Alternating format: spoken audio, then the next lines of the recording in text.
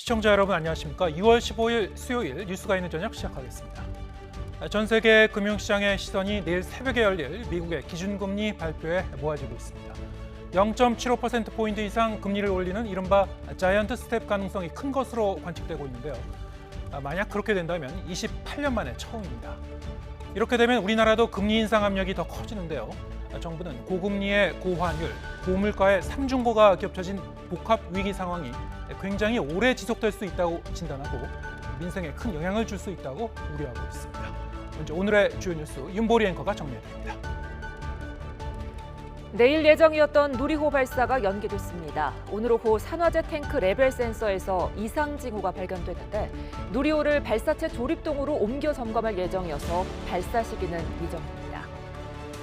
미국의 금리 인상을 결정하는 FOMC 정례회의를 하루 앞두고 우리 금융시장에 크게 요동치며 코스피와 코스닥 지수가 나란히 연저점을 기록했습니다.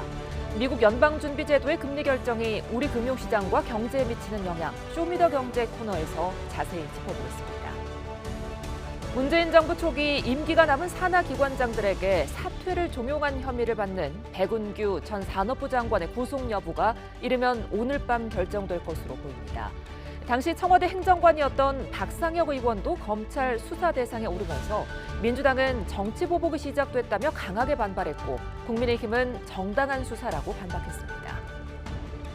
화물연대가 정부와 안전운임제 연장에 합의하고 파업을 철회하면서 물류 차질은 정상화 수순에 들어갔습니다. 공은 국회로 넘어왔는데 여당은 안전운임제 일몰제 폐지에 대해 신중한 입장이고 야당은 폐지를 추진한다는 방침이라 논란이 예상됩니다. 내일로 예정됐던 누리호 발사가 중단됐습니다. 기립 작업을 마친 뒤 누리호를 점검하는 과정에서 산화제 탱크 내부에 있는 센서에서 이상이 발견됐기 때문인데요. 누리호를 종합 조립동으로 옮겨 분해한 뒤에 문제를 찾고 보완해야 해서 상당한 기간이 필요할 것으로 보입니다. 현장에 나가 있는 취재기자 연결해서 자세한 내용 알아보겠습니다. 윤혜리 기자. 네, 전남 고흥 나로 우주센터에 나와 있습니다. 네, 결국 내일 발사를 못하게 되는데요. 누리호의 산화제 탱크의 센서에 이상이 생겼다고요? 네, 기립 작업까지 마친 누리호에서 센서 이상이 감지된 건 오늘 오후 2시쯤입니다. 누리호 1단에 있는 산화제 탱크 내부 센서에서 이상 신호가 발견된 겁니다. 총 3단으로 이뤄진 누리호는 발사 당일 각 단마다 산화제와 연료를 충전해 넣는데요. 산화제와 연료를 채우기 전 점검하는 과정에서 산화제 충전 수위를 측정하는 센서가 비정상적인 수치를 나타내고 있는 것이 확인됐습니다. 연구진들은 곧바로 내부 점검에 나섰지만 누리호가 기립한 상태에서는 정확한 원인을 파악하기 어렵다고 결론 내렸습니다. 이후 상황은 급박하게 흘러갔는데요. 오후 3시 반으로 예정됐던 한국항공우주연구원 언론 브리핑은 연기됐고 오후 5시 발사관리위원회가 열렸습니다. 발사관리위원회는 누리호를 다시 수평으로 눕혀 조립동으로 이송한 뒤 정확한 원인을 파악하자는 결론을 내렸습니다. 이후 누리호는 곧바로 조립동으로 이송됐습니다. 네, 일단 원인 파악이 중요할 것 같은데요. 그럼 언제쯤 다시 발사가 가능할까요? 우선 내일 예정됐던 누리호 발사 일정은 취소됐습니다. 향후 일정도 불투명한 상황인데요. 정확한 원인을 분석하고 보완한 뒤 다시 점검하는 과정까지 거쳐야 합니다. 단순 부품 이상이라도 1차 발사 때는 나타나지 않았던 문제가 불거진 만큼 전체적인 진단과 점검이 불가피합니다. 항우영 관계자는 발사체는 종합적인 시스템으로 움직이기 때문에 작은 문제라도 수정, 보완하는 데 최소 한 달 이상의 시간이 필요하다고 밝혔습니다. 또 6월 하순부터 7월까지는 장마철에 접어들어 기상 상황도 고려해야 할 요소가 됩니다. 정확한 발사 일자는 누리호의 보완 작업이 끝난 뒤 발사관리위원회에서 확정하게 됩니다. 지금까지 전남 고흥 나로 우주센터에서 YTN 윤혜리입니다. 미국 연방준비제도의 연방공개시장위원회 FOMC 정례회의 결과 발표를 하루 앞두고 코스피는 또다시 연저점을 기록했고 코스닥 지수는 1년 10개월 만에 800선을 내줬습니다. 재정통화 금융당국 수장은 내일 긴급회의를 열어 금융시장 상황을 점검할 예정입니다. 강희경 기자입니다.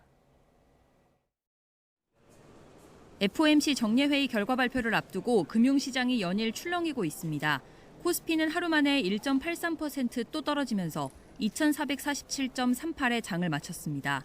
월요일 3.5% 넘게 급락하고 이튿날 심리적 저항선인 2,500선을 내준 데 이어 사흘 연속 연저점을 새로 쓴 겁니다. 코스닥 지수는 2.93% 내린 799.41에 마감했습니다. 800선이 무너진 건 1년 8개월 만입니다. 코스피, 코스닥이 동시에 떨어진 건 미국이 이번에 계획보다 큰 폭인 0.75%포인트의 금리 인상에 나설 수 있다는 전망에 힘이 실리고 있기 때문입니다. 경기 침체 불안감에 고강도 긴축에 대한 경계심이 더해져 특히 외국인 매도세가 거셌습니다. 외국인 투자자들은 하루 만에 코스피와 코스닥 시장에서 6천억 원가량을 순매도했습니다. 이제 모든 관심은 FOMC 결과에 쏠리고 있습니다. 다만 기준금리 인상폭이 나온 이후에도 인플레이션 우려가 이어지는 데다 7월에도 FOMC가 예정된 만큼 당분간 변동성은 이어질 것으로 보입니다. 7월 중순에 예정된 또 FOMC 회의를 결과를 지켜봐야 될 것 같기 때문에 그 전까지는 아직까지는 방향성을 조금 탐색할 수 있는 구간이다라고 보시면 될 것 같습니다. 달러 강세는 계속 이어지면서 원달러 환율은 4.1원 오른 1290.5원에 거래를 마쳤습니다. 1290원대에서 장을 마친 건 13년 만에 처음입니다.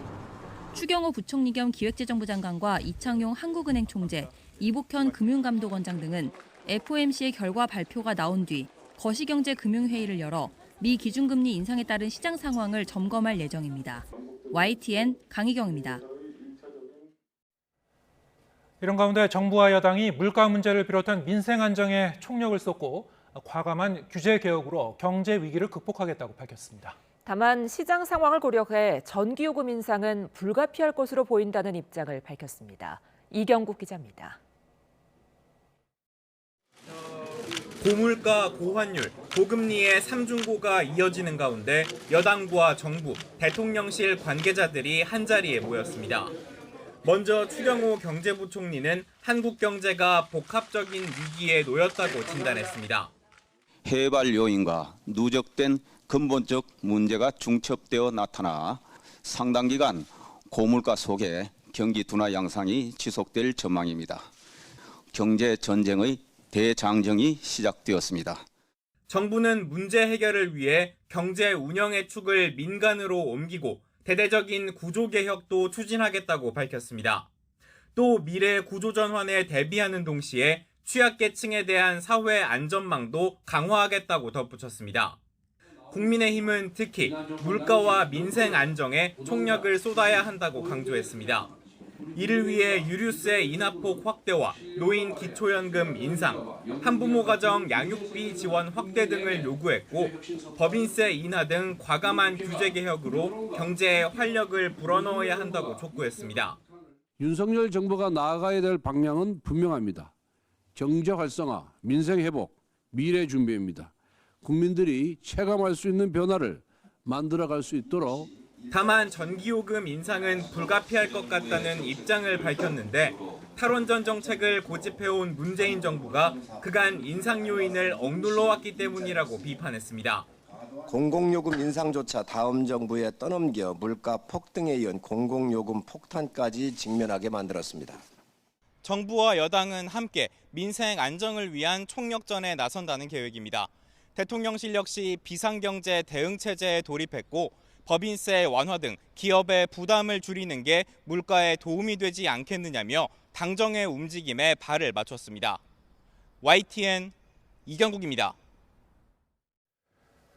우크라이나 사태와 미중 갈등 심화 등으로 원자재 수급과 인플레이션 위기감이 커지자 정부가 경제 안보 외교에 속도를 내고 있습니다. 영내 경제협의체 IPEF에 이어 핵심 광물 안보 파트너십 MSP에 참여해 리튬과 니켈 등 7대 핵심 광물의 안정적 공급을 모색하고 있습니다. 이교준 기자입니다. 정부는 지난해 요소수 사태 이후 수시로 공급망 점검에 나서고 있지만 핵심 소재나 원자재의 중국 의존도는 여전합니다. 주력 수출 품목 중 하나인 2차 전지에 들어가는 수산화 리튬이나 망간 등 핵심 소재도 중국 의존도가 80%를 웃돕니다. 향후 생산 차질과 인플레이션 부담 등에 대비해 공급망 다변화가 시급하다는 지적이 높습니다. 소재, 원자재까지 이제 중국 의존도가 굉장히 높은 편이고 향후 이제 미중 분쟁이나 이런 것, 코로나 같은 그런 어떤 일시적인 어떤 그런 문제 이런 것까지 합치면은 특정 지역에 이렇게 집중되어 있는 부분들은 굉장히 리스크가 크다고 생각이 들거든요. 이에 정부는 국제적 협력을 통한 핵심 강물의 공급망 안정과 다변화를 도모하고 있습니다. 이동훈 외교부 2차관과 유범민 산업통상자원부 국장이 토론토에서 열린 핵심 강물 안보 파트너십 MSP 출범식에 참석해 동참 의사를 표명했습니다. 미국과 한국, 캐나다 등 11개국이 참여했고 우선 리튬과 코발트 등 7대 광물의 공동투자 등 공급망 안정을 위해 협력하기로 했습니다. MSP는 미국 주도로 공급망 다변화를 모색하고 있어 사실상 핵심 광물의 중국 등에 대한 의존도를 낮추려는 포석이 깔려 있어 보입니다. 정부는 한미 정상회담을 계기로 인도태평양 경제 프레임워크 IPEF 참여와 외교부 장관의 방미, 다자협의체를 통해 공급망과 반도체 원전 등 경제안보 공조 강화에 속도를 내고 있습니다. YTN 이교준입니다.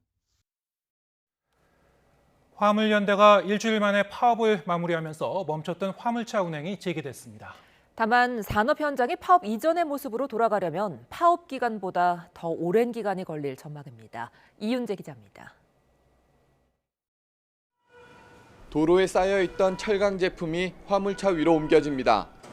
묵직한 짐을 실은 트레일러는 미끄러지듯 공장을 빠져나갑니다. 공장 입구에는 물건을 싣고 달릴 빈 화물차가 줄지어 있습니다. 화물연대 파업이 7일 만에 끝나면서 막혔던 물류가 뚫렸습니다. 출하가 미뤄져 멈췄던 공장도 다시 돌아갑니다. 이번 파업으로 가동을 중단했던 공장들은 선제와 냉영 공장 7군데이고 내일 아침 7시부터 다시 가동을 정상화할 계획입니다. 부산 신항에서도 정체됐던 수출입 운송이 본격적으로 재개됐습니다. 도로 한쪽을 차지한 채 서 있던 화물차도 컨테이너를 싣고 분주히 움직입니다. 물건을 계속 쌓아놓기만 했던 물류업체도 숨통이 튀었습니다. 화물연대 파업을 해서 우리 배고단지 입주업체가 입은 피해는 있겠지만은 그래도 원만하게 해결돼서 큰 다행이라고 생각합니다. 레미콘 트럭이 다시 오가고 공사자재도 공급되면서 아파트 공사장 역시 활기가 돕니다. 하지만 원래 모습을 되찾으려면 파업 기간보다 더 오랜 시간이 필요합니다. 열흘 정도 생산을 해서 현장에 이제 자재가 반입되는 시점이 일주일 그 이후에 반입되기 때문에 앞으로 정상화가 되려면은 열흘 이상 또 지연이 될 것 같습니다. 자동차 또 철강업체도 사정은 비슷합니다. 이번 파업으로 포스코에서 출하가 미뤄진 철강 제품은 30만 톤에 이릅니다. 포스코는 물류가 정상을 되찾기까지 적어도 열흘 정도는 걸릴 것으로 내다봤습니다. 현장으로 돌아간 화물연대 조합원은 경제가 어려운 만큼 물류 정상화에 힘을 보태겠다고 약속했습니다.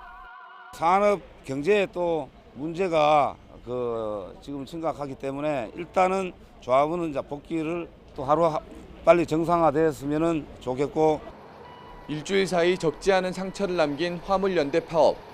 나라 안팎으로 경제 위기가 심각해지는 만큼 파업 기간 서로 등을 돌렸던 노조와 정부 또 기업이 손을 맞잡아야 할 시점입니다. YTN 이윤재입니다.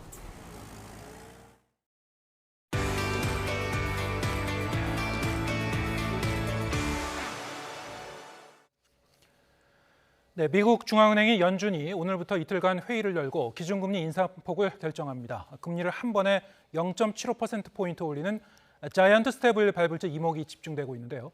향후 우리 경제 영향은 어떨지 쇼미더경제에서 박정호 명지대 특임 교수와 함께 자세히 짚어보겠습니다. 자, 어서 오세요. 예, 안녕하세요. 예. 자, 우리 시간으로 내일 새벽 3시죠. 미국 연준의 이제 결과가 좀 주목되고 있는데, 자, 한 달 전과는 분위기가 확 달라졌어요. 예. 이번에는 자이언트 스텝 가능성이 굉장히 커졌다 이런 관측이 나오고 있죠. 예, 맞습니다. 사실 얼마 전에 연준이 크게 실책을 한 게 하나 있는데요. 네. 소비자 물가 상승률에 대한 예측이 틀리고 오히려 더 올랐던 결과가 발표됐습니다. 네. 사실 물가잡이의 가장 천병 역할을 해야 될 연준이 물가 상승률 예측치들을 틀렸다는 것도 큰 문제지만 어떻게 보면 틀린 수치가 더 상승했다라는 것은 연준이 제 기능을 하지 못하고 있다라는 확실한 시그널이라고 할 수 있습니다. 그러다 보니까 본인들이 통상적으로 했던 금리 인상의 기조를 넘어서서 조금 더 광폭으로 금리를 인상할 개연성이 훨씬 더 많아진 상태입니다. 네, 뭐 가뜩이나 연준이 이미 이제 이 물가 상승 신호는 지난해 2분기부터 이제 데이터로 나오고 있었다고 그러던데요. 실기를 한 데다 뭐 계속 지금 연준에 대한 어떤 그 불신이 좀 깊어지고 있는 상황에서 자이언트 스텝 가능성이 좀 상당히 이제 높게 점쳐지고 있는 상황인데, 자, 인상폭에 따라서 이제 여파는 분명히 다를 겁니다. 만약에 이제 0.75%포인트 이렇게 확 기준금리를 올리게 되면 이게 28년 만에 처음이라고 하던데요. 예, 맞습니다. 이렇게 광폭의 자이언트 스텝으로 금리를 올렸던 것은 94년도에 기록한 바가 있고요. 그 전에는 1980년대에 기록한 바가 있습니다. 이렇게 자이언트 스텝으로 금리를 올린다는 것은 연준이 그만큼 지금 경제 상황을 다급하게 인식하고 있는 것이거든요. 네. 자, 그러면 이렇게 광폭으로 금리를 올렸을 때 물가가 잡히는 등 뭐 여타 어떤 환경 변화가 일어나느냐 했었을 때 1차적으로 가장 크게 걱정되는 부분은 실업률이 급격하게 높아졌던 적이 많습니다. 예. 특히 1980년대 초반에는요, 어떻게 보면 물가를 잡겠다고 금리를 광폭으로 올렸더니만 고강도 구조 조정이 일어났고요. 예. 그 과정에서 실업률 10%, 기업의 줄도산들이 일어난 적이 있었습니다. 그다음에 94년도에 광폭의 어떤 금리 인상을 진행했었더니 그 당시에는 채권이 또 폭락하는 등의 이런 부작용들이 심각하게 유발됐죠. 따라서 금리를 잡기 위해서 엄청난 출혈을 감내하는 정책이 자이언트 스텝이다. 이렇게 보시면 되겠습니다. 네. 지금 뭐 화면에도 나왔습니다만 1994년도에 당시에 이제 금리를 이렇게 확 올렸을 때 멕시코 외환위기가 있었던 걸로 기억을 하는데요. 예, 맞습니다. 사실 많은 개도국들은 이렇게 미국의 금리가 올라간다라는 것은 달러가 초강세로 바뀐다는 것이고, 예. 따라서 개도국에 있었던 많은 외화 자금들은 그 나라를 이탈해서 미국이나 서구 열강 국가들로 돌아가는 경우가 많습니다. 예. 따라서 일순간 이런 신흥국들에서 외화 자금이 고갈됐을 경우에는 당연히 외환 위기라든가 기타 금융 위기 등이 유발될 수 있는 요인으로 작용하는 것이죠. 예, 이렇게 그 미국의 이 통화 긴축은 뭐 전 세계에 이런 어떤 나비 효과 같은 거를 이제 일으키는데요. 뭐 며칠 전부터 이미 이제 주식시장은 이제 급락 사태를 보였었고, 자, 미국 금리의 중요성, 위력 왜 이렇게 큰 걸로 이제 볼 수 있을까요? 예, 전 세계적으로요. 지금도 어떤 나라에서 돈을 빌리거나 아니면 수입품이나 원자재를 살 때는 예. 반드시 달러를 통해야 된다 해도 과언이 아닙니다. 그리고 지금까지 우리 미국 정부에서 인쇄해서 발행한 달러가 미국 내가 아니라 미국 밖에서 유통되고 그 사용되는 비중이 40%가 넘어요. 그러니까 달러 두 개 중에 하나는 미국 밖에서 유통된다는 거죠. 즉 다시 말하면 달러는 전 세계인들의 통화가 돼버린 상황입니다. 그런 과정에서 미국 내에서 달러에 대한 기준금리를 이렇게 광폭으로 올린다라는 것은 단순히 미국이라는 특정 나라의 화폐 가치에 대한 변동만이 아니라 전 세계의 달러와 해당 국가의 자국 화폐의 변화를 크게 유발될 수 있는 요인이기 때문에 우리나라뿐만 아닙니다. 전 세계 거의 대부분의 국가들이 금융시장 자체에 큰 변화를 야기할 수밖에 없습니다. 네, 미국 연준의 결정이 바로 이 내 자산과 이 그렇죠. 지갑에도 바로 영향을 미치는 그렇습니다. 뭐 그런 네. 상황인 거죠. 자, 이렇게 뭐 지금의 상황을 일단 정부는 지금 글로벌 그 복합 위기로 좀 진단을 하고 네. 있고요. 내일 그 긴급히 시장 상황 점검을 한다고 하죠. 네, 맞습니다. 추경호 부총리, 한은 총재, 그다음에 금감원장들이 모여서 네. FOMC 이후 어떻게 대비해야 되는지 회의를 하겠다라는 건데요. 예. 이런 행보는 사실 드물죠. 중앙은행과 정부는 오해를 받을까 봐서도 일부러 같이 배척을 하지 않는 게 원칙입니다. 그렇죠. 예. 그런데 지금 이런 행보가 우리나라뿐만 아니라 사실 미국에서 먼저 전개되고 있는 상황입니다.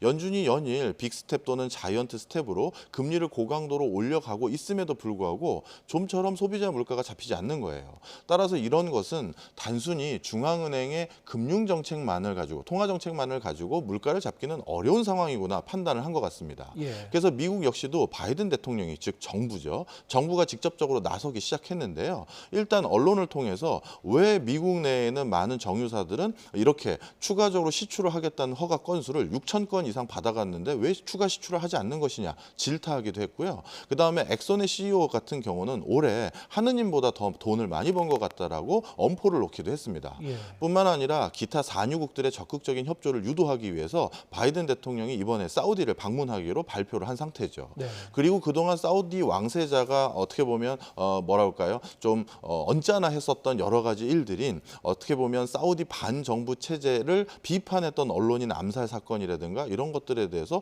우리도 더 이상 조사하지 않겠다는 등의 발표를 하면서 여타 산유국들의 증산도 적극 적극적으로 협조를 요구하는 상태인데요.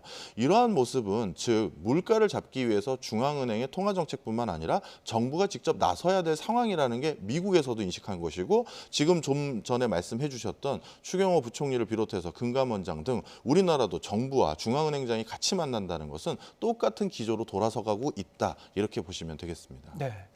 이게 뭐 비단 경제뿐만이 아니고 이제 바이든 행정부 같은 경우에는 바이든 대통령의 지지율 자체도 그렇죠. 이제 뭐 흔들흔들거리고 있는 상황이고요. 우리 정부도 이게 물가가 이렇게 상승하고 뭐 환율도 올라가고 이렇게 되면 이제 이게 잘못하면 민심 위반이 된다 이러고 이제 바짝 긴장하고 있는 상황 같습니다. 자, 이렇게 미국이 큰 폭으로 금리를 올리게 되면은 이제 한국은행도 이제 금리 인상 압력이 이제 높아지는 것이고요. 압박이 더 커지는 것이고 문제는 미국이 이제 이달뿐만이 아니고 다음 달에도 이제 연준 FOMC 회의가 좀 예정돼 있죠. 자, 미국이 이제 계속 또 이 금리를 큰 폭으로 올릴 경우에는 머지않아서 이제 한미 금리 역전이 일어나지 않을까. 당초에는 한 연말쯤 예상했었는데. 네. 당장 다음 달 역전되는 거 아닌가 뭐 이런 상황인 것 같아요. 네, 많은 분들이 한국과 미국의 금리가 역전되면 쉽게 얘기해서 우리나라에서 외화 자금이 대거 빠져나가는 거 아니냐라고 우려들을 하시는 경우가 있는데요. 사실 저는 거기까지는 크게 우려하지는 않는 상황입니다. 왜 그러냐 하면 이전에도 금리 역전이 일순간 이루어졌던 구간들이 좀 있었습니다. 그 당시에 우리나라에서 그런 많은 외화 자금이 빠져나갔느냐 했었을 때 그렇지 않았다는 것이 그동안의 전례이고요. 뿐만 아니라 그러면 그동안의 전례와 지금 상황은 다를 수 있지 않겠느냐 이렇게 지적하실 수 있을 텐데 최근에 국제사회에서 또는 외국인 투자자들이 한국을 바라보는 스탠스를 우리나라 채권에서 외국인 비중의 보유고들을 보면 엿볼 수 있는데요. 최근 그 우크라이나 러시아 사태가 일어나고 난 뒤에도 꾸준히 외국인들은 우리나라 채권 시장에 계속적으로 투자 금액을 늘려가고 있는 상황입니다. 이 얘기는 무슨 얘기냐? 우리나라 국가 자체의 펀더멘탈에 대해서는 상당히 많은 신뢰를 보이고 있다는 거예요. 물론 주식시장에서는 대거 많은 외국 자금이 빠져나가는 것은 사실입니다만 적어도 국가 펀더멘탈에 대한 안전성에 대해서는 의심의 여지가 없는 듯한 분위기고요. 또 한 가지 말씀드리면 많은 분들이 뭐 잘 모르시는 경우도 있어서 말씀드리는데 국가 신용 등급 부분에 있어서도 우리나라의 국가 신용 등급은 일본이나 중국보다 높은 수준입니다. 이 때문에 우리나라를 바라보는 전 세계적인 어떤 안전감이라는 것은 상대적으로 높기 때문에 금리 역전이 일어났다는 그 이유 하나만으로 크게 외화 자금이 유출되거나 하는 일들은 그렇게 저는 기대할 것은 아니다 이렇게 말씀드립니다. 네, 금리 역전이 일어난다고 하더라도 뭐 즉각적인 이 외국 이 투자 자금이 밖으로 빠져나간다든가 이런 거는 크게 걱정하지 않아도 될 것이다. 뭐 이런 그 진단이시고요. 그럼에도 불구하고 이제 일단 그 미국 금리가 한국 금리보다 높다라는 거는 이거는 좀 비정상적인 상황이고 그 상황이 이제 계속될 경우에는 여러 가지 뭐 우리가 이제 시나리오를 이제 생각해 볼 수밖에 없을 것 같은데요. 일단 다시 한번 이제 양국의 이제 금리 상황을 보면은 이 미국 연준이 만약에 내일 새벽에 이제 자이언트 스텝 0.75% 포인트 이제 기준금리를 올리고요. 그 다음 달에도 한 뭐 적어도 0.5% 포인트 정도 빅 스텝으로 이제 올릴 경우에는 일단 한국은행 같은 경우는 이제 다음 달 13일에 이제 그 예정돼 있죠. 우리가 이제 올린다고 하더라도 일단 그 금리 그 역전 가능성은 상당히 좀 높은 상황이다 이렇게 볼 수 있습니까? 예, 맞습니다. 사실 금리 역전 가능성도 상당히 높은 상황이고요. 그 때문은 아니겠습니다만 이미 한국은행 총재로 새로 오셨던 분 역시도 한국에서도 빅스텝에 대해서 고민할 필요성이 있다라고 이미 언론 인터뷰를 한번 하셨었어요. 0.5% 포인트 이상 올려야 된다. 예, 한 번에요. 그것도 우리나라에서도 참 드문 금리 인상 폭인데요. 그런 것들을 이미 얘기하셨다는 것은 사실 전문가들 사이에서 연말쯤에 금리 역전이 일어나거나 그랬을 때 한 번에 그것을 바로잡기 위해서 그런 광폭의 금리 인상까지도 고려해야 되는 거 아니냐라는 목소리가 있었는데 그런 것들을 미리 시장에 알려줌으로써 시장의 충격을 완화하려는 노력이라고 저는 보고 있습니다. 그런데 그런 행보가 만약에 미국의 금리 속도가 지금처럼 더 빨라진다면 우리 한은에서도 금리 인상 속도를 조금 더 젠걸음을 낼 수도 있는 것이죠. 네. 지금 사실 뭐 금리를 뭐 인플레이션을 잡기 위해서 금리를 높인다. 하지만 또 이제 디플레이션 침체가 올 수가 있다. 뭐 하여튼 고민이 있는데요. 정말 적정한 금리 수준이 무엇인가는 사실 좀 알 수는 없을 것 같습니다. 지금 여러 가지를 이제 점검하면서 가야 될 것 같은데, 자 이렇게 이제 금리를 인상하게 되면 또 당연히 가계 부채 이자 부담은 커지게 되고 또 자산이 이제 줄어들게 되면 이제 소비는 또 줄어들 것이고 이렇게 되면은 물가를 잡기 위해서 이제 금리를 올리다가 이제 이 침체로 가는 거 아니냐, 경기 침체. 그것이 이제 흔히 얘기하는 그 장기 침체로 가는 것이 아니냐, 뭐 이런 우려도 지금 커지고 있는 것 같아요. 네, 맞습니다. 그래서 전 세계적으로 세계은행을 비롯해서 국제기구에서 올 초에 비해서 지금은 스태그플레이션에 대한 지적들이 더욱더 많아지고 있는 상황입니다. 예. 스태그플레이션 하면 물가는 오르는데 경기가 침체되는 상황을 말하는 것인데요. 통상적으로 스태그플레이션이 유발되는 현상이 어떤 형태로 나오냐면 정부가 물가를 잡기 위해서 아주 고강도의 긴축과 금리 인상을 단기간에 수행했었을 때 시장이 경색돼서 크게 위축되는 경우가 같이 맞물리게 되는데 어찌 보면 지금의 형국이 그렇게 전개되고 있는 것 같습니다. 네. 특히 우리나라도 이제 스태그플레이션에 대한 우려를 전혀 안 할 수 없는 상황이 돼버렸는데요. 네.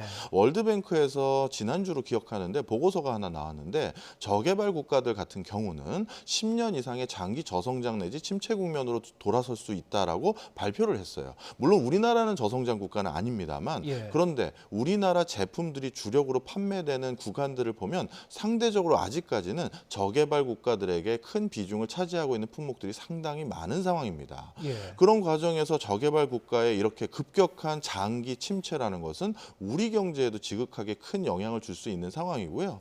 이 때문에 요즘은 시중에서 자금이 빠르게 경색되고 있는 모습들이 많이 보여요. 일례로 말씀드리면 기업들 같은 경우는 정례적으로 이제 돈을 빌려서 사업 활동을 수행해야 되는데 네. 그런 기업들의 수요가 조금 더 늘어나고 있는 상황입니다. 최근 들어서. 그래서 시중은행에서는 이렇게 기업들에게 돈을 빌려주려면 본인도 어디서 돈을 조달해서 빌려줘야 되는데 이때 사용하는 수단 중에 하나가 금융채인데요. 네. 요즘 금융채가 제대로 발행이 잘 안 돼요. 사는 사람이 없다라는 거죠. 그 얘기는 무슨 소리다? 지금 자금이 굉장히 빠르게 경색되고 있어서 안정적인 금리를 주는 채권마저도 시장에서 돈이 돌지 않은 상황이다. 이렇게 말씀드릴 수 있습니다. 네, 돈이 잘 안 돌고 있다. 네. 자, 그런가 하면은 지금 그나마 우리 경제에 이제 버팀목 역할을 해왔었던 수출. 네. 수출도 좀 이상 신호가 있는 것 같아요. 지금 무역 적자가 지금 계속 발생하고 있죠. 예, 맞습니다. 사실 우리나라도 그동안 수출 다변화를 통해서 예. 아세안 국가나 북아프리카, 그다음에 중남미 국가 등의 수출 비중이 높은 편이고요. 예. 아주 단적으로 많은 분들이 쉽게 이해할 수 있게끔 비유적으로 설명드리면 아이폰 같은 경우, 애플의 아이폰 같은 경우 상대적으로 OECD를 중심으로 해서 나름대로 잘 사는 국가들에 대한 매출 비중이 좀 높은 편입니다. 근데 우리나라 삼성 갤럭시 폰 같은 경우는 OECD 국가뿐만 아니라 저개발 국가들에게도 시장을 공략하기 위해서 흔히 말해서 저가폰이라고 하죠. 네. A 시리즈라는 별도의 저사양의 휴대폰을 만들어서 그 시장을 상당히 많이 공략을 해왔어요. 이건 비단 삼성뿐만 아니라 우리나라 대표적인 기업들의 전략 전술 중에 하나입니다. 그런데 이렇게 저개발 국가들 중심으로 먼저 이렇게 경제가 어려워지면 당연히 수출 한로에 커다란 지장이 생기는 것이고요. 또 한 가지 우리나라 수출에 있어서 중국 비중이 높은데 중국이 이렇게 지속적으로 코로나19로 인해서 제한적인 봉쇄 그리고 더더욱 걱정되는 것은 이제 좀 있으면 또 가을이고 겨울이거든요. 네. 그럼 과연 그때 중국이 코로나19를 슬기롭게 극복할 수 있을까? 거기에 대한 의구심이 있기 때문에 수출도 당분간은 사실 이렇게 뭐랄까 맑은 미래를 전망하기는 좀 어려운 상황입니다. 네. 뭐 금융시장도 이제 변동성이 커지고 수출 전선도 좀 불확실성이 좀 있는 거네요. 네. 예, 알겠습니다. 오늘 여기까지 듣겠습니다. 박정호 명지대 특임 교수와 함께했습니다. 고맙습니다.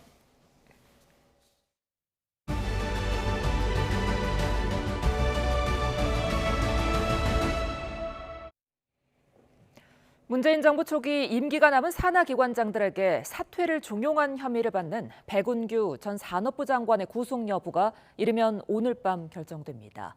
백 전 장관의 구속 여부에 따라 검찰 수사가 문재인 정부 청와대 윗선으로 확대될 수 있을지 가늠할 수 있을 전망인데요. 현장 취재기자 연결합니다. 송재인 기자. 네, 서울 동부지방법원입니다. 네, 백운규 전 장관의 구속 여부 아직 결정되지 않은 거죠? 네, 그렇습니다. 이르면 오늘 밤 또는 내일 새벽에야 나올 것으로 보입니다. 백 전 장관은 앞서 3시간에 걸친 구속 전 피의자 신문 절차를 마치고 현재는 6시간째 동부구치소에서 결과를 기다리고 있는데요. 앞서 출석할 때와 마찬가지로 심사에서도 혐의를 부인하는 일관된 입장을 폈을 것으로 보입니다. 앞선 출석 발언 먼저 듣고 오시죠. 제가 장관 재임 시에 법이 정한 규정에 따라서 일을 처리했습니다. 오늘 영장실질심사에 성실히 임하도록 하겠습니다. 감사합니다. 백 전 장관에게 적용된 혐의는 직권남용 권리행사 방해입니다. 문재인 정부 초기 탈원전 정책 추진에 속도를 내기 위해 전 정부 때 임명됐던 13곳 산하기관장들의 사퇴를 종용했다는 내용인데요. 후임 기관장이 임명되기 전 내부 인사결정을 취소하도록 지시한 혐의와 특정 산하기관은 후임 기관장 임명을 부당하게 지원한 혐의 역시 포함됐습니다. 구체적으로 검찰은 한국지역난방공사 후임 사장 자리에 한명숙 전 총리의 측근으로 알려진 황창하 씨를 앉히기 위해 백 전 장관이 면접 예상 질의서 등을 건네줬다고 의심하고 있습니다. 백 전 장관이 문재인 정부 주요 인사 가운데 첫 구속 사례가 될지 시선이 쏠리고 있습니다. 네, 백 전 장관의 구속 여부, 향후 검찰 수사에도 상당한 영향을 주겠죠. 네, 그렇습니다. 오늘 영장심사 결과가 더욱 주목되는 이유인데요. 검찰이 백 전 장관의 신병을 확보한다면 문재인 정부 청와대의 핵심 관계자들, 이른바 윗선 수사를 본격화할 발판이 마련됩니다. 검찰은 이미 당시 산하기관장 사퇴 문제를 논의했던 청와대 인사를 특정하면서 윗선에 대한 수사 의지를 내비친 상황인데요. 당시 청와대 인사수석실 행정관으로 근무했던 박상혁 현 민주당 의원이 산업부 인사담당 부서인 운영지원과와 소통하면서 인사와 관련한 청와대의 뜻을 전했다고 보고 조사 일정을 조율하고 있습니다. 검찰은 우선 대대적인 압수수색을 통해 확보한 자료와 관계자 진술을 통해 백 전 장관 직권남용 혐의 입증에 자신감을 보이는 분위기입니다. 여기에 사건 구조가 비슷한 환경부 블랙리스트 사건으로 김은경 전 장관이 직권남용 유죄를 확정받아 판례가 확립돼 있다는 점도 영향이 있을 것으로 기대하고 있습니다. 다만 구속영장을 발부하는 핵심 근거가 증거인멸과 도주 우려라는 점을 고려하면 김 전 장관 구속심사 때와 마찬가지로 백 전 장관의 영장 역시 기각될 수 있다는 분석도 나옵니다. 법원에서 백 전 장관의 직권남용 혐의를 따져봤을 때 구속수사의 필요성을 인정하지 않는다면 청와대 윗선의 개입 수사 동력은 떨어질 수밖에 없을 것으로 보입니다. 지금까지 서울 동부지방법원에서 YTN 송재인입니다. 더불어민주당은 이른바 산업부 블랙리스트 의혹 관련 야권 인사 검찰 수사를 정치 보복으로 규정하고 강하게 반발하고 나섰습니다. 국민의힘은 이에 대해 정당한 수사에 보복 수사 프레임을 씌우고 있다고 반박하면서 여야 간 대치 전선이 확대되고 있습니다. 조성호 기자입니다. 이른바 산업부 블랙리스트를 수사하는 검찰 칼끝이 청와대 인사행정관을 지낸 박상혁 의원을 향한다는 언론 보도에 민주당은 문재인 정부를 겨냥한 보복 수사의 시작으로 규정하고 좌시하지 않겠다고 경고했습니다. 최측근 한동훈 검사를 법무부 장관이 임명해서 첫 번째 작품이 보복 수사 개시였다. 정치 보복 수사는 반드시 실패하고 정권의 몰락을 가져온다는 점을 강조하고자 합니다. 전현희 국민권익위원장에게도 물러나라는 윤석열 정부 쪽 연락이 왔다고 주장하면서 이것도 수사할 거냐고 되물었습니다. 문재인 정부에서 임명된 전 위원장과 한상혁 방송통신위원장은 국무조정실로부터 한덕수 국무총리가 주재한 국무회의 참석 대상이 아니라는 통보를 받았는데 이 역시 사퇴 압박 아니냐는 겁니다. 수사 대상으로 지목된 박상혁 의원도 언론에 흘리고 표적을 만들어 그림 그리는 구태가 되살아나고 있다며 검찰을 향해 날을 세웠습니다.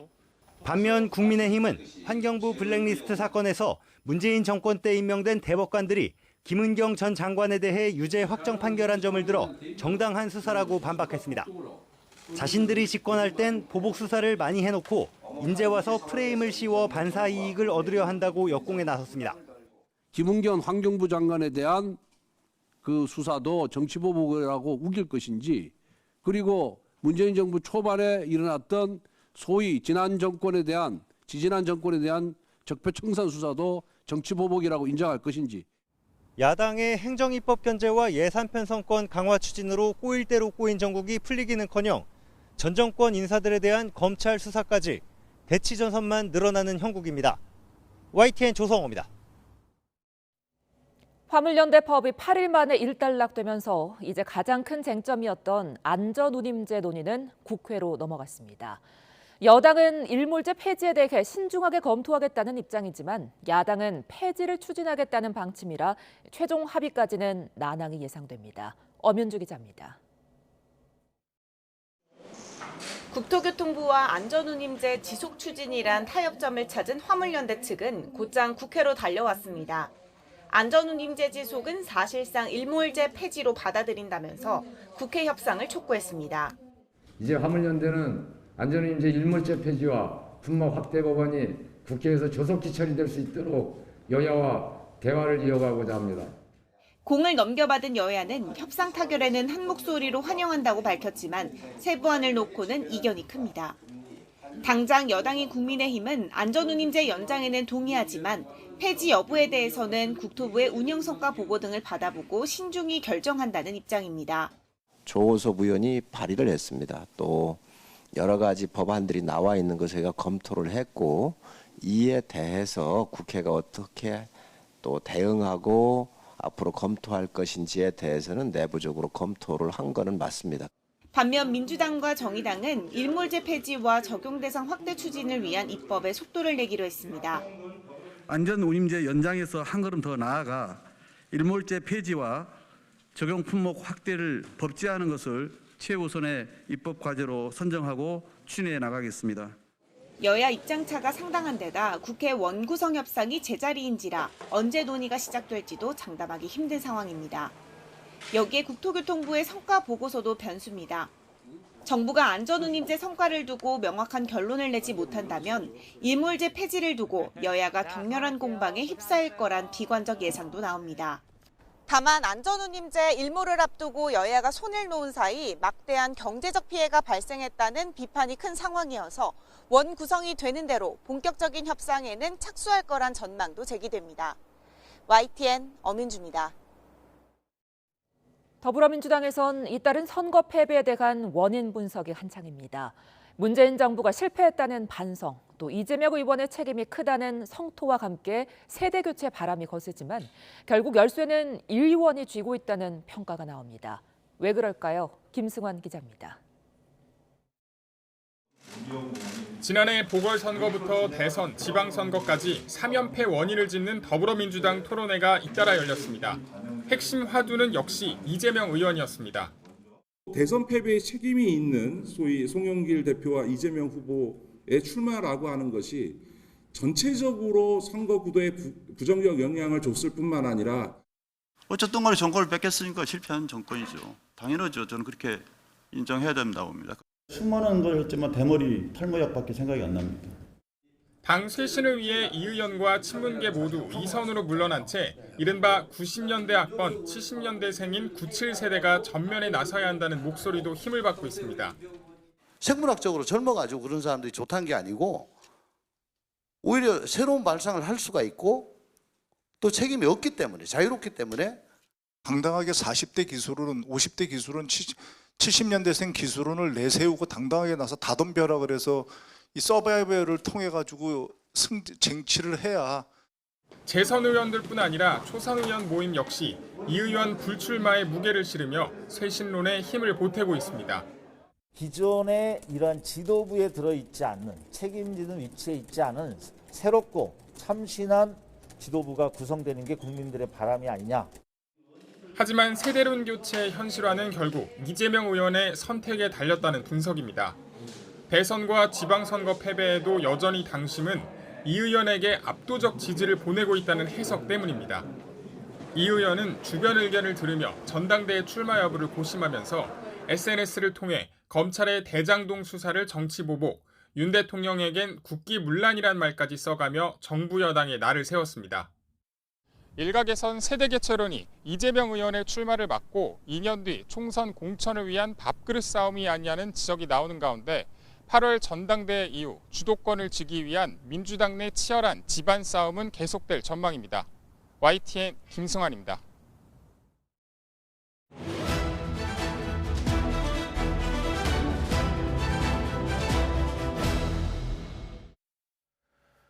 네, 그럼 구속 갈림길에 놓인 백운규 전 산업통상자원부 장관을 비롯한 정치권 소식, 정치가 있는 저녁 정관은에서 김준일 뉴스톱 대표와 함께 짚어보겠습니다. 자, 어서 오세요. 예, 안녕하세요. 예. 자, 이 산업부 블랙리스트 수사와 관련해서 이제 이 백운규 전 산업부 장관에 대한 영장 발부 뭐 오늘 밤이나 뭐 늦어도 내일 새벽에는 이제 이 발부 여부가 결정이 될 걸로 보이는데요. 정치권에서 이제 촉각을 곤두세우고 있죠. 일단 이 사건에 대해서는 직권남용 혐의가 적용됐어요. 예, 그러니까 뭐 내용을 좀 정리를 해드리면은 네. 2017년에서 2018년에 이제 산업통상자원부 산하의 공공기관들이 있잖아요. 여기에 이 그 13개 기관장들한테 사직서를 내라 이렇게 얘기를 한 것이 있고요. 또 그리고 산하기관의 후임기관장과 관련해서 본인이 뭐 점 찍은 사람을 이제 부당하게 지원을 한 거.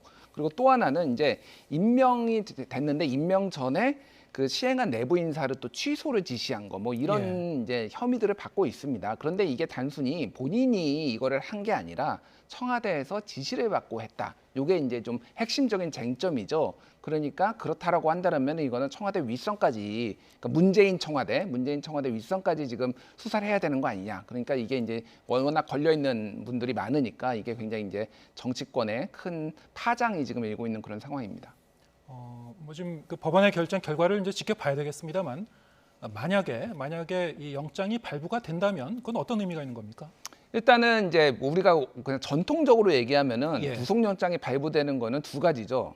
뭐 도주 우려가 있거나 증거인멸의 우려가 있거나 아니면은 뭐 사안이 중대할 때 뭐 이 정도는 세 가지, 크게 보면 세 가지 정도 되는데 뭐 도주 우려가 있지는 않지 않습니까? 예. 그러면은 이제 증거인멸이라는 거예요. 근데 백운규 전 장관이 지속적으로 얘기를 해왔던 게 뭐냐면은 원칙에 따라, 법과 원칙에 따라 처리했다라는 거. 그리고 또 하나는 누구의 지시를 받고 한 게 아니다라는 거예요. 근데 만약에 이게 구속영장이 나왔다라고 하는 거는 소위 말해서 법원이 보기에는 증거인멸의 우려가 있다라는 거에 가능성이 매우 높다라는 거예요. 그건 뭐냐면은 소위 말해서 입을 뭐 청와대에 있던 분들하고 입을 맞춰서 뭔가를 하려고 하는 그런 가능성이 있기 때문에 구속영장이 발부될 가능성이 있는 거죠.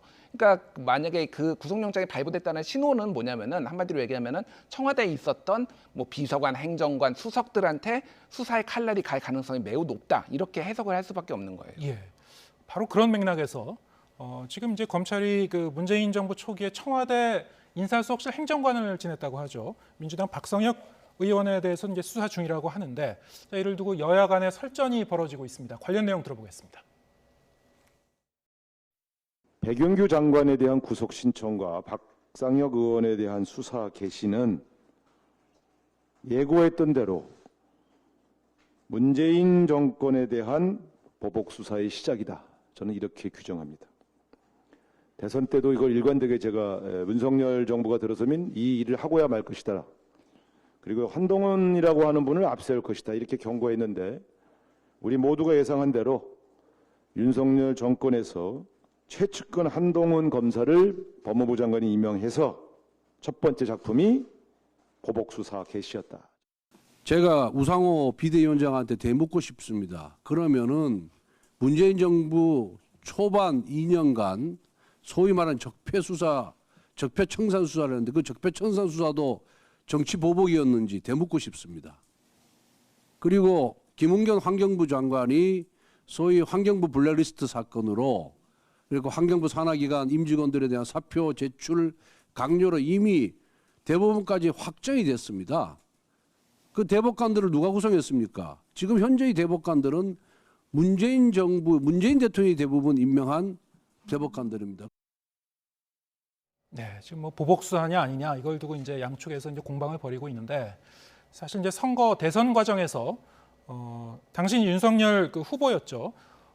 언론과 인터뷰에서 이제 전 정권 그 수사 필요성에 대해서 언급한 부분이 있지 않았습니까? 예. 그래서 이제 민주당에서는 더 지금 좀 민감하게 반응하고 있는 것 같기도 한데요. 뭐 지금 우상호 비대위원장이 뭐 말을 했듯이 이건 예고된 거였어요. 이게 왜냐하면은 그 자유한국당이 2019년 1월에 이제 이거를 고발을 한 거예요. 그래서 한전 자회사 4곳 사장이 사퇴 종용을 받았고 실제 임기를 다 마치지 못했다라는 거를 고발을 했는데 그 3년 동안 수사가 이루어지지 않고 올해 3월에 이제 검찰 수사가 이루어졌거든요. 그럼 사실 이거는 검찰이 정권 눈치를 봤다라고밖에 해석을 할 수가 없어요. 어찌됐든 수사를 들어가서 이게 혐의가 없다, 아니면 뭐 기소를 하든 말든 이런 거를 했었어야 되는데 그동안은 이제 안 됐단 말이에요. 그러면은 윤석열 정부 들어와서는 검찰이 어찌됐든 그 부분에 있어서 잘못도 있지만은 자유롭기 때문에 충분히 이제 할 수밖에 없는 그런 상황이었죠. 게다가 아까 전에 뭐 권성동 원내대표도 얘기를 했지만은 김은경 환경부 장관이 문재인 정부 내에서 이제 이게 이 뭐 그 산하기관 블랙리스트 환경부 블랙리스트 관련해서 그 이제 대법원의 유죄 확정 판결을 받았잖아요. 네. 이 부분에 있어서는 되게 문재인 정부는 아픈 부분이거든요. 네. 그러니까 이거를 수사를 하는 거가 사실 완전히 이제 정치 보복이라고만으로 이렇게 규정할 수가 없는 부분이 이제 그런 부분이 있는 거죠. 그러니까 어쨌든 비슷한 유사 사례가 있고 불법이었으면 이것도 어쨌든 수사는 해봐야 되는 거 아니냐 이제 이런 논리가 가능은 하기 때문에 민주당 입장에서는 이제 정치 보복이라고 얘기를 할 수 있지만은 이거를 전체적인 상황을 보면은 이거를 반드시 그러니까 없는 거를 만들어내는 정치 보복이라고 보기는 좀 힘들지 않느냐 이런 시각이 좀 우세합니다. 예. 이와 관련해서 몇 가지 더 짚어보겠습니다. 결국 이제 이게 정권이 바뀔 때마다 이런 일이 이제 계속 지금 사실 반복되고 있는 그런 상황이기도 한데요.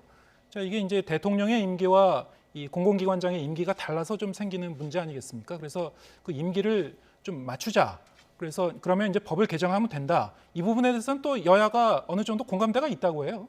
그러니까 그게 이제 실제 이제 그게 문재인 정부 때 민주당 의원들도 그런 얘기를 좀 주장을 했어요, 사실. 그리고 지금 윤석열 정부 내에서도 그런 주장이 나오고 있는데 최근에 지난주에 나왔던 조선일보 기사가 하나가 저는 눈에 띄더라고요. 그 공공기관장의 69%가 문재인 정부가 임명한 공공기관장 69%가 임기 1년 이상 남았다. 뭐 이런 내용이었어요. 그래서 이제 그거와 관련해서 권성동 원내대표가 인터뷰를 했습니다. 모렴치하다.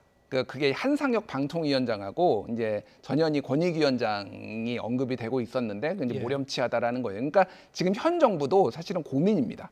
그러니까 현 정부의 국정 철학과 함께하는 사람들을 임명을 하고 빨리 같이 가고 싶은데 전 정권에 임명한 사람들이 많이 남아 있고 그런데 이렇게 하면은 이제 블랙리스트 작성해서 뭐 나가라고 한다든지 이러면은 이제 다 이제 직권남용이 되는 게 사례가 판례가 생겨버렸잖아요. 그렇게 못하니까 지금 우회적으로 이렇게 압박을 하는 게 하나가 있고 언론을 통해서 압박하는 거. 그리고 또 하나는 이제 그런 공공기관을 이제 임기를 맞추자. 그래서 2년 반씩 해가지고 그러면은 5년이니까 대통령 임기가 전반기에 2년 반, 후반기에 2년 반 이런 얘기가 나오고 있는데 민주당이 문재인 정부 때는 그거를 이제 얘기를 했지만은 지금 그거를 맞춰줄까?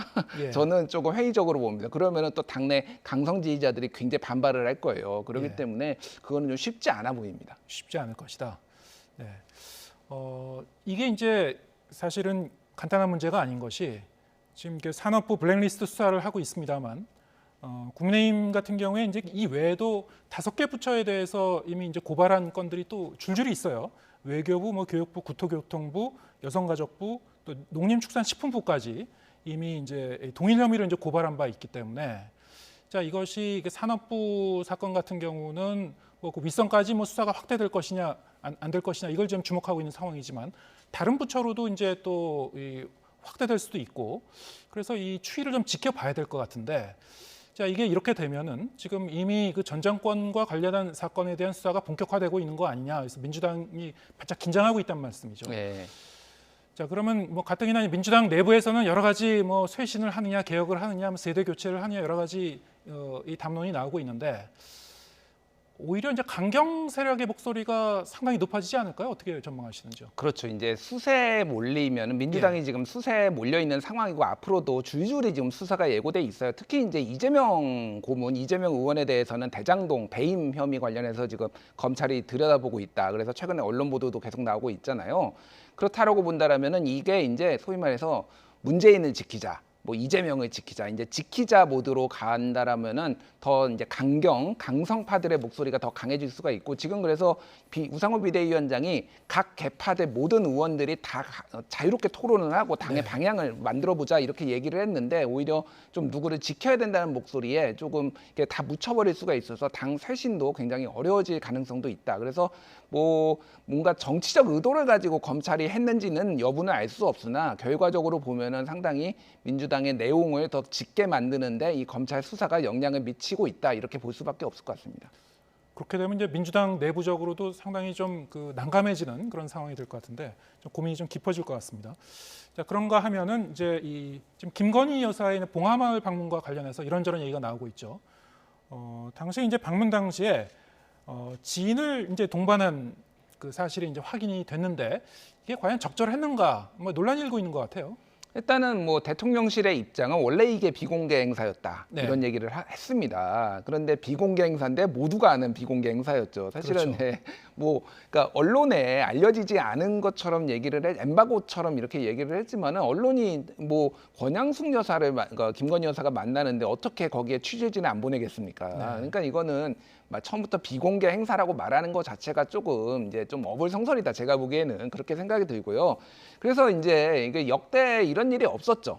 그러니까 대통령 배우자가 어떤 사실상의 공식 행사 뭐 이런 거를 하는데 개인적인 지인을 이렇게 데려가고 같이 가고 이런 것들이 없었기 때문에 근데 뭐 윤석열 대통령도 본인이 정치 초보라서 뭐 그런 취지의 말을 했잖아요. 이제 네. 이런 일들이 좀 익숙지 않다, 좀 고민해 보겠다라고 했는데 이거는 정치 초보고 아니고의 문제가 저는 아닌 것 같습니다. 그냥 공적인 일은 공식 라인으로 하는 거고 사적인 일은 뭐 이를테면 개인이 하는 거죠. 그러니까 뭐 영화 보러 간다든지 빵 사러 가는 거는 그냥 개인이 하는 거고 네. 대통령 배우자가 이를테면은 뭐 권양숙 여사 뭐 이런 분들 뭐 공적인 일로 가면은 당연히 개인의 지인이 가면 안 되는 거죠. 그거는 뭐 이거는 좀 그렇게 얘기를 하시는 것 자체가 저는 솔직히 좀 잘 이해가 안 되더라고요. 네. 지금 이제 동행한 그 지인들 보면은 일단 그 충남대 무형학과 겸임 교수라는 분이 이제 따라갔죠. 근데 이제 이분 같은 경우는 이제 지금 알려진 바로는 고 노무현 전 대통령 묘소 참배는 같이 동행했지만은 이제 권양숙 여사를 이제 면담하는 자리에는 뭐 참석하지 않았다고 지금 얘기가 되고 있고, 그래서 뭐 그 묘소 참배까지는 갈 수 있는 거 아니냐 뭐 좀 이렇게 얘기를 하고 있는 것 같아요. 그런데 지금 그 동행인 중에서 일부가 또 그 대통령실 이제 직원으로 이제 확인이 됐는데 이 김건희 여사가 이제 대표로 있었던 코바나 컨텐츠의 이제 직원이었다고 해요. 예. 그 부분과 관련해서 여러 가지 또 이제 논란이 좀 되고 있는 것 같습니다. 뭐 저는 코바나 콘텐츠 직원은 대통령실의 직원으로 채용할 수 있다라고 봅니다. 전 네. 정부의 문재인 정부 때 기억하실지 모르겠는데 그 유명 디자이너의 딸이 네. 이제 프랑스 국적이어서 또 논란이 됐는데 이분도 디자이너였어요. 이분이 예. 청와대 직원으로 들어와서 의상 담당을 했단 말이에요. 네. 그럼 잘 아는 사람이 들어와서 해주는 거 이런 것들은 문제가 안 되는데 그러면은 그 코바나 컨텐츠 직원들은 어디에 무슨 자격을 그러니까 어떤 직책을 맡느냐라는 거예요. 결국은 김건희 여사하고 잘 아니까 김건희 여사를 보좌하기 위해서 들어온 거잖아요. 그럼 왜 보좌를 잘 못하냐고. 얘 이런 잡음이 생기게 하고 네. 이를테면 뭐 지금 부속실을 만드네 안 만드네 이런 논란들이 있는데 그게 무슨 그 만들고 안 만들고가 중요합니까? 보좌만 잘하면 되잖아요. 이름이 뭐 대통령 배우자 팀이 됐든 뭐가 됐든 그냥 만들어서 그냥 하면 되는 건데 굳이 고집을 부리고 이렇게 비공식 라인으로 그거를 비선으로 비춰지게 논란을 자초하고 이렇게 고집을 부려야 되는 건지 잘 이해가 좀 안 되는 부분들이 있습니다. 네. 결국에 이제 공식 기구를 통해서 움직여야 되는데 투명하게 그렇지 못하기 때문에 이제 생기고 있는 그런 부작용이다 이렇게 이제 진단을 하시는 거군요. 예. 뭐 워낙에 이제 그 대선 과정에서 여러 가지 이제 잡음이 좀 있었고 배우자와 관련해서 그래서 이제 조용한 그 내조를 약속했는데 그리고 이제 이 제2부속실 이제 폐지도 이제 약속했었고요.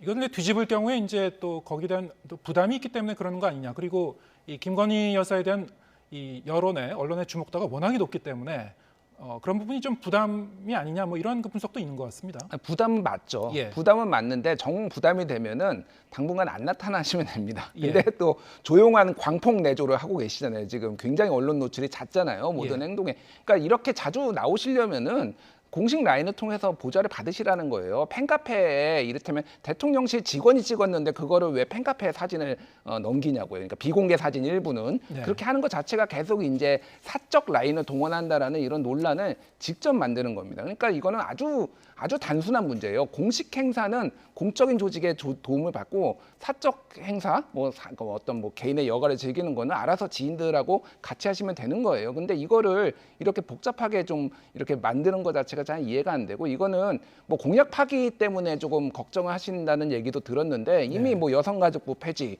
병사 200만 원 공약 뭐 이런 것도 다 지금 파기가 된 상황이잖아요. 그렇다고 본다라면 이거 하나 더 된다고. 욕은 한 번 먹고요. 논란은 5년 있을 거를 한 번에 잠재우는 겁니다. 그냥 부속실 만드셔서 그냥 배우자 잘 보좌하고 공적 내조 잘 할 수 있게 그렇게 하는 게 맞는 방향인 것 같습니다. 예, 알겠습니다. 자, 마지막 주제로 이제 이 화물연대 파업은 종료됐습니다만 이제 안전운임제 문제가 국회로 공이 넘어왔죠. 이 부분 좀 짚어보겠습니다. 자, 이와 관련해서 여야가 이견을 좁히지 못하고 있는데요. 여야 입장 이제 들어보고 얘기 계속 나누겠습니다. 안전운임제 같은 경우에는요, 저는 제도의 취지에 대해서 굉장히 긍정적으로 평가합니다. 코로나라든지 이런 특수한 상황 때문에 정확한 측정이 어려웠던 그런 부분이 있습니다. 그렇기 때문에 이런 것들을 좀 더 이제 성과를 평가해보는 기회를 갖는 것은 좀 중요하다고 이렇게 봅니다. 이 문제에 대해서 더불어민주당은 좀 더 면밀하게 다시는 이 문제로 인해서 또 다른 분규가 발생하지 않도록 제도적으로 보다 근본적인 제도 개선을 해야 되겠다 이렇게 생각합니다. 네, 좀 간단하게 정리하면은 이제 안전운임제 이 일몰 조항 이거를 이제 완전히 폐지할 것이냐 아니면 뭐 어느 정도 연장으로 갈 것이냐 이런 문제인데 지금 이제 이 국민의힘 쪽에서는 좀 신중한 입장을 보이고 있고요. 민주당은 이제 이 일몰제는 폐지해야 된다 뭐 이런 입장인데 일단 그 이견을 당장 좁히기는 쉽지 않을 것 같아요. 일단 이게 이제 일몰제가 된 것도 사실은 지난 문재인 정부에서는 민주당이 이거는 이제 안전운임제를 도입해야 된다라고 했을 때 국민의힘이 강하게 반대를 해서 그러면은 한시적으로 한번 해보자라고 해서 이게 일몰제가 된 거거든요. 그 스탠스가 그 입장이 바뀌지 않았다. 전체적으로 보면 여야가 바뀌었긴 하지만은 그래서 민주당 입장에서는 화물연대 측의 조금 노동자 쪽의 입장을 좀 더 많이 반영해서 일몰제를 하지 않고 그냥 아예 제도화시키자라는 거고 국민의힘은 조금 이제 기업들을 좀 친기업적인 또 성향이 있지 않습니까? 그런 부분들을 좀 그 집권 여당이니까 좀 고려를 해야 된다라는 입장이에요. 그래서 이게 상당히 이제 진통이 있을 수도 있고요. 다시 일몰제가 도입이 될 가능성도 배제를 할 수가 없습니다. 그러니까 지금 성과를 어느 정도 있었는지 국토부가 국회에 가가지고 지금 성과를 이걸 분석을 해서 보고를 해야 되거든요. 그렇죠. 그 부분에 있어서 아직도 이거를 제도화하기에는 조금 부족하다. 라고 하면 일몰제로 몇 년간 더 해보고 판단하자 이런 식으로 결론이 날 가능성도 배제를 할 수가 없는데 그러면은 화물연대가 강하게 반발할 수도 있습니다. 일단 이 파업 종료하면서 이제 합의 문구가 있었는데 문구 자체가 상당히 좀 애매모호하게 지금 이 표현이 돼 있고 그래서 말씀하신 대로 이 안전운임제를 언제까지 그리고 어떻게 이걸 가져갈지에 대해서 이제 전혀 구체적인 합의가 없는 상태에서 이제 국회로 공이 넘어와 버렸어요. 예. 그러니까 뭐 안전운임제를 도입은 해야 될 겁니다. 뭐 이 상황에서 도입을 안 할 수는 없고요. 그렇죠. 도입은 하는데, 그러니까 말씀드렸듯이 이제 쟁점이 일몰제로 단기간 할 것이냐 아니면은 이제 제도화할 것이냐를 가지고 아마 이게 굉장히 전선이 세게 붙고 왜냐하면 민주당 입장에서는 소위 말해서 친서민적, 친노동자적인 이런 어떤 당의 스탠스를 보여주기에 좋은 의제거든요. 그러니까 이거를 굉장히 쟁점화할 것으로 보이고요. 또 하나 이제 여기에서 이제 국회에서 논의가 될 수가 있는 게 이게 지금 이 안전운임제를 적용을 하는 게 지금 시멘트하고 수출입 컨테이너만 원래 지난해서는 했거든요. 근데 이제 이거를 환승 컨테이너 같은 경우에는 원래 적용을 안 되기로 되어 있었는데 이것도 안전운임제를 국토부에서 적용을 해줬어요. 근데 화주들이 이제 이거는 문제가 있다라고 해서 대법원에서 승소를 해가지고 이게 빠져야 됩니다. 근데 지금 이게 애매한 게 수출입에 들어와서 배로 들어와서 이거를 내리는 거는 안전운임제가 되는데 이거를 바꿔가지고 가는 거는 또 아니고 이게 어디까지 구분을 할 수가 있느냐가 현장에서는 또 약간 애매한 부분들이 있어서 그게 다 적용이 된 거였거든요. 그러니까 그런 부분들이 꼭 굉장히 쟁점이 돼서 아마 이게 상당히 올해 연말까지 어떤 일몰제니까 올해 하반기에 상당히 큰 쟁점이 될 가능성이 있어 보입니다. 아마 이제 시멘트나 컨테이너 같은 그 부분은 그 양을 이게 물량으로 이제 측정하기가 좀 쉽기 때문에 일단 먼저 적용을 했고 다른 그 부분에도 이제 적용하려면 여러 가지 이제 그거를 이제 이 측정하고 안전운임제의 어떤 기준을 정하는데 조금 더 이제 연구가 필요하다. 이래서 이제 좀 미뤄졌던 것 같은데요. 여러 가지 이제 그 디테일, 그 세부적인 부분에서는 논의가 더 좀 필요할 것 같습니다. 오늘 여기까지 듣겠습니다. 김준일 뉴스톱 대표와 함께했습니다. 고맙습니다. 하면서는 저는 이제 우리가 어떤 팀인지 잘 모르겠더라고요. 10년을 사실 이렇게 방탄소년단을 하다 보니까 이거를 같이 어떤 물리적인 스케줄을 하면서 내가 숙성이 안 되는 거예요. 제일 어려운 게 가사 씁니다. 그러니까 억지로 쥐어짜내고 있는 거거든요.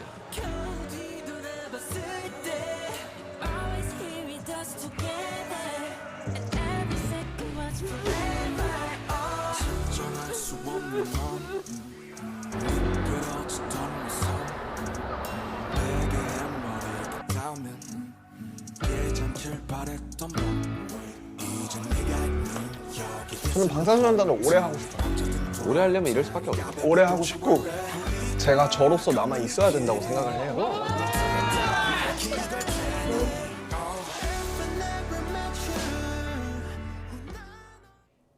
그룹 방탄소년단 BTS가 데뷔 9년 만에 단체 음악 활동을 멈추고 개별 활동에 나서기로 했습니다. 멤버들은 방향성을 잃었고 개인적으로 성장할 시간이 필요하다며 개별 활동으로 이막을 선언했습니다. 최하영 기자입니다. 지난 9년 동안 쉴 새 없이 달려온 방탄소년단 BTS가 단체 음악 활동에 잠시 쉼표를 찍었습니다. 회식 모습을 공개한 BTS는 술잔을 기울이며 그동안 쌓였던 속내를 털어놨습니다. K-팝이라는 것도 그렇고 이 어쨌든 아이돌이라는 시스템 자체가 사람을 숙성하게 놔두지 않는 것 같아요. 지금 방향성을 잃었고 제일 어려운 게 가사 쓰는 거야.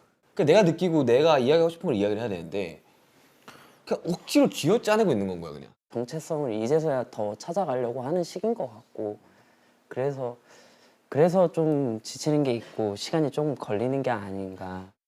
이런 부담은 지난 9년의 활동을 집대성한 새 앨범의 타이틀곡에도 그대로 담겼습니다.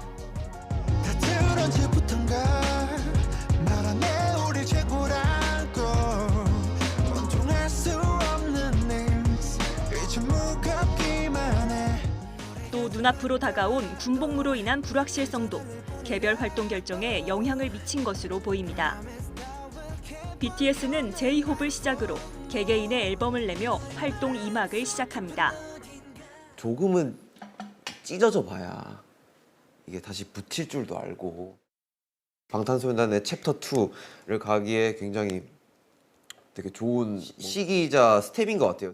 나도 곡 받고 지금 이렇게 여러 개 준비하고 있는데 나는 아마 가장 마지막에 내지 않을까.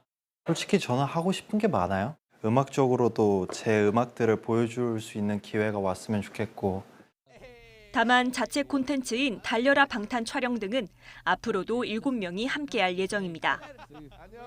BTS가 다 같이 노래하는 모습을 보기 어려워지면서 전 세계 팬들은 아쉬움을 감추지 못했지만 이들의 앞날을 한뜻으로 응원했습니다. 이런 팬들의 마음을 알기에 BTS는 눈물을 보이며 언젠가 다시 뭉칠 날을 기약했습니다. 저는 방탄소년단을 오래 하고 싶어요. 오래 하려면 이럴 수밖에 없어. 오래 하고 싶고 방탄소년단을 오래 하려면 제가 저로서 남아 있어야 된다고 생각을 해요. 각자의 삶을 위해서, 우리를 위해서 한번 짠 올려보도록 하겠습니다.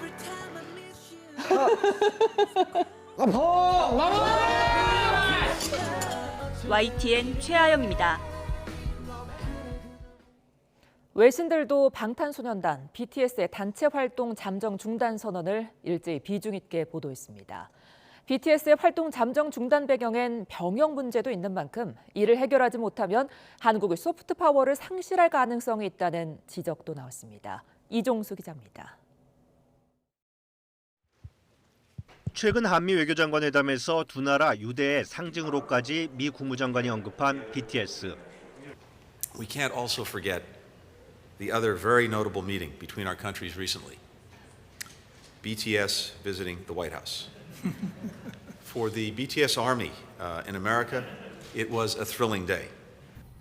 AP와 로이터는 BTS의 단체 활동 잠정 중단 소식에 이러한 바이든 대통령 면담, 유엔 총회 연설, 코로나19와 증오범죄 대응에서 목소리를 내온 BTS의 과거 활동을 소개했습니다.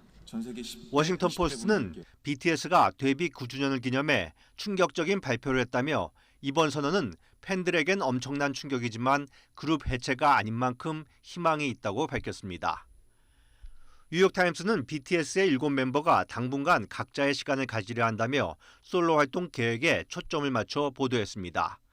그러면서 BTS의 헌신적 팬들은 응원과 슬픔을 함께 보였다고 전했습니다. 영국 BBC도 BTS가 성장하기 위한 휴식을 발표하고 솔로 프로젝트로 나아가기로 했다고 타전했습니다. 일본의 한 문학 칼럼니스트는 BTS가 휴식이 필요하기도 했지만 주요한 이유 중 하나는 병역 때문이라고 봤습니다. 마스타니 소이치로 씨는 칼럼에서 BTS의 활동 중단이 병역 면제에 대한 큰 진전이 없는 가운데 발표됐다며 이미 30살인 진은 올해 안으로 입영이 불가피하다고 적었습니다.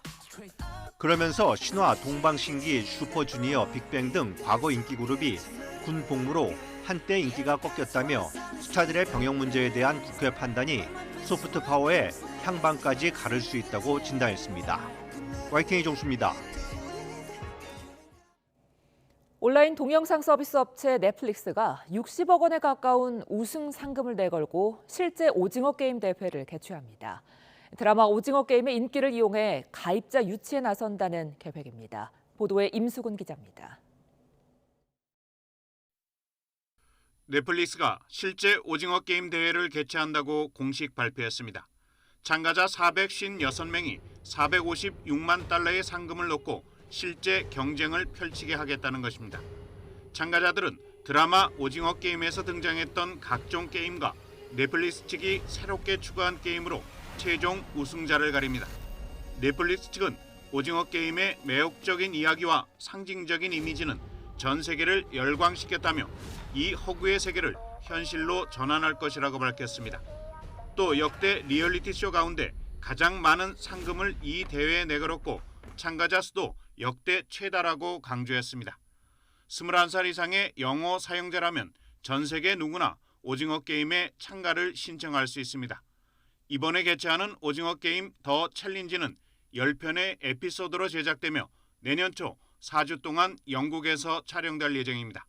넷플릭스는 이기든 지든 모든 참가자들은 다치지 않고 떠날 것이지만 이긴다면 크게 이길 것이라고 설명했습니다.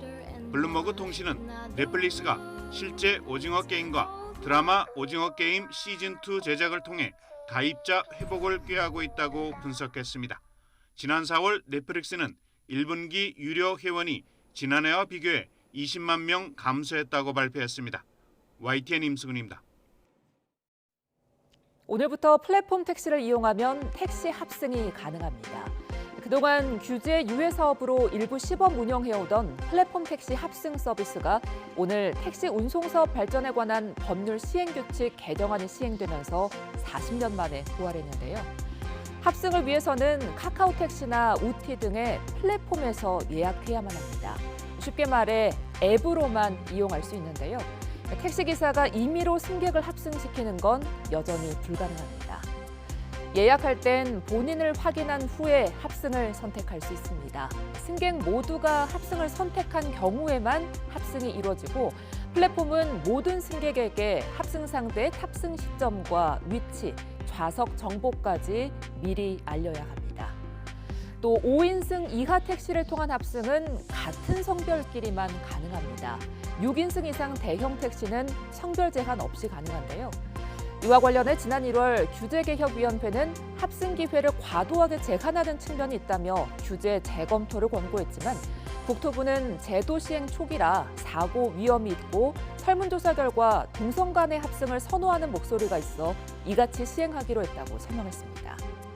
모르는 사람과 같이 탄다는 게 위험하게 느껴지는 분도 계시죠. 합승 차량은 위험 상황이 발생하면 경찰이나 고객센터에 긴급 신고할 수 있는 기능을 갖춰야 하고 신고 방법을 승객에게 탑승 전에 알려야 하는 사고 예방 사항이 있기 때문에 걱정은 조금 덜 수 있을 것 같습니다. 국토부는 합승 허용으로 최근 심야 택시 승차난을 일부 완화하는 효과가 기대된다며 앞으로도 플랫폼과 결합한 다양한 택시 서비스 출시를 적극 지원해 승객의 서비스 선택권을 확대해 나가겠다고 말했는데요. 하지만 이런 시스템을 갖추는 건 현실적으로 대형 회사들만 가능하기 때문에 일반 개인 택시 사업자는 역차별을 받는다는 목소리도 있습니다. 요금을 어떻게 부과할지도 문제인데요. 요금은 플랫폼 업체가 자율적으로 결정하게 되는데 현재 규제 유예 사업으로 서울시에서 운행 중인 반반 택시의 경우엔 요금은 이동 거리에 비례해서 동승객이 나눠내고 기사는 이와 별도로 합승자들에게 각각 3,000원씩의 호출료를 받고 있습니다. 이런 요금 부과 방식에 더해 동성끼리만 연결해줘야 하는 등 관련 서비스 설계 역시 쉽지 않은데요. 그래서인지 오늘부터 합승이 가능하게 법이 개정됐을 뿐 정작 업계 1위라는 카카오택시도 아직은 합승 서비스를 시작하지 않았습니다. 택시 합승 서비스 잘 이용하면 승객은 요금 부담을 덜고 택시 기사는 수수료 수익이 있을 텐데요. 코로나19 이후 대면 문화가 달라진 가운데 서비스가 잘 자리 잡을 수 있을지는 지켜봐야겠습니다.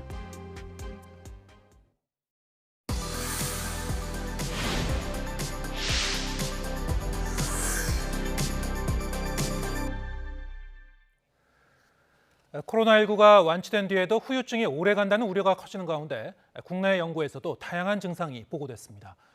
폐렴 발생 빈도가 높았고 심할 경우 폐 일부가 굳는 폐섬유화까지 진행되기도 했습니다. 김평정 기자의 보도입니다.